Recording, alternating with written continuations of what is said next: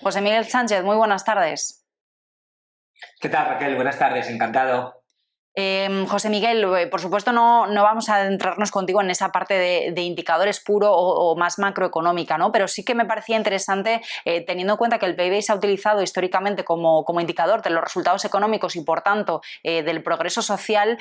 ¿Hasta qué medida crees tú, desde tu expertise, ¿no? Desde tu experiencia, que como sociedades empezamos a necesitar ya tener unas nuevas variables más diversas, más agregadas, que nos den una visión de conjunto, ¿no?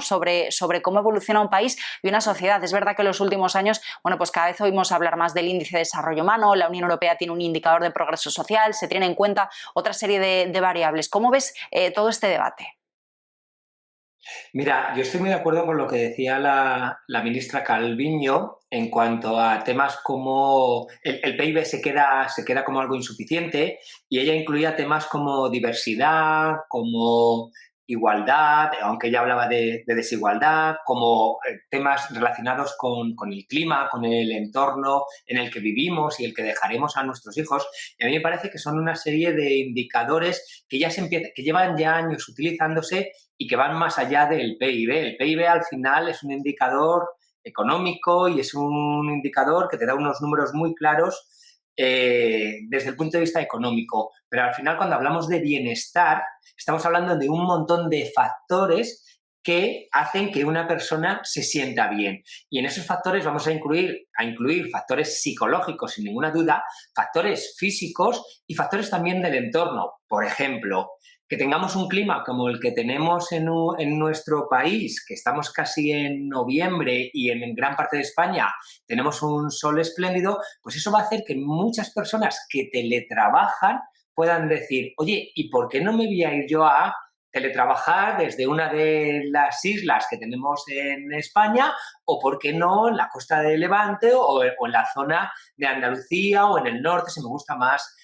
la montaña? Eso, por ejemplo, va a ser un indicador de bienestar, pero si hablamos desde el punto de vista psicológico, podemos hablar del optimismo de una sociedad, podemos hablar de emociones positivas y de relaciones positivas en esa sociedad, podemos hablar incluso de la capacidad de resiliencia. Es decir, todos estos indicadores ya se están utilizando en muchos países como medida más allá de lo solamente económico del bienestar. Y para mí hay un tema que es clave: la educación, que creo que también lo mencionaba la ministra, y sin ninguna duda la empleabilidad. Hablando, sé que no sé si era el presidente de la OCDE, el que también participaba, hablaban de lo importante, de lo importante que es el empleo. En la OCDE somos el primer país, o somos el país con el índice más alto de paro en empleo juvenil, menor de 24 años. De los 36 países que componen la OCDE, que seamos el primero en eso, ahí, por ejemplo, la parte de bienestar no se está cumpliendo en una parte que es clave, que es nuestro talento futuro, en este caso la generación Z, jóvenes entre 24 y 16 años. Ujú. ¿Qué te parecen, por ejemplo, indicadores que hemos visto en los últimos años, que se han hecho quizá más conocidos, ¿no? No sé si conoces la historia del índice de la felicidad que mide Bután, ¿no? De Que lo utiliza Bután, como sí, sí. principal indicador en Número lugar del uno. PIB. Como obviamente necesitamos todos los indicadores, ¿no? No es cuestión de cambiar uno por otro, sino de mirarlos de manera agregada, ¿no? Pero ¿cómo crees tú que a nosotros como sociedad, como personas que formamos parte del entorno, ¿no? Y de todas estas dinámicas, cómo percibimos o de qué manera nos afecta, ¿no? Esta forma de medir? Sin ninguna duda, como decía antes, hay muchos indicadores. El de la felicidad es otro. Fíjate, yo no he querido trabajar en él. Sí que conocía este estudio, que Bután casi siempre sale en el número uno. Es un país muy pequeño. Creo que tiene un sultán, un rey, bueno, pues que al final lo que genera es un índice de felicidad, pero medido desde el punto de vista emocional, de la estabilidad emocional, del compromiso con lo que hacen, del significado o el propósito de lo que hacen, del optimismo, un poco las variables psicológicas que también se miden en otros países. A mí me parece que medirlo desde ahí, sin ninguna duda, es un... De alguna manera nos está hablando de que estamos progresando, estamos yendo más allá de la mera economía, que claro que es importante, pero fíjate, esta pandemia nos ha mostrado que hay cosas que echábamos de menos. Salir a una terraza con los amigos.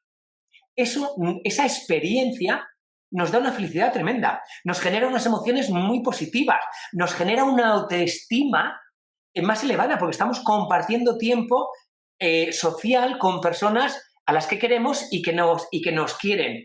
¿Cuánto vale eso? Pues eso, desde el Big Data, claro que se está midiendo ya. ¿Cuánto vale ese tiempo que tengo para ir a una terraza con este sol que tenemos hoy a tomarme un café o una caña con amigos?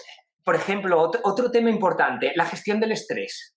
Si yo estoy en un lugar donde gano mucho dinero, pero tengo un estrés que me va a llevar a que dentro de nada aparezca en urgencias con arritmias, como recientemente me contaba un directivo, eso no es un índice de mi bienestar.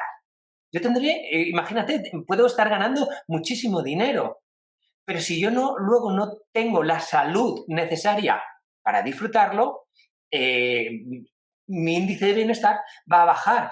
Y por último, uno que para mí es muy importante, el tiempo.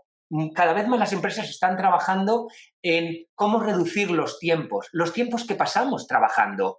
¿Por qué? Porque cada vez que yo tengo tiempo para otras cosas mucho más allá de solo trabajar, estoy generando un perfil más equilibrado como ser humano. Y en ese perfil más equilibrado, en las horas que luego dedico a trabajar, probablemente lo que voy a hacer es trabajar más desde el alto rendimiento.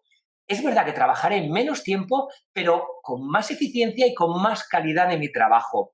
¿Y cuánto vale eso? Desde mi punto de vista y lo que estoy viendo en compañías que ya están trabajando desde ahí, la productividad aumenta. Son menos horas, pero más productivas, que es lo contrario de donde veníamos históricamente, del presentismo, que era algo muy cultural en nuestro país.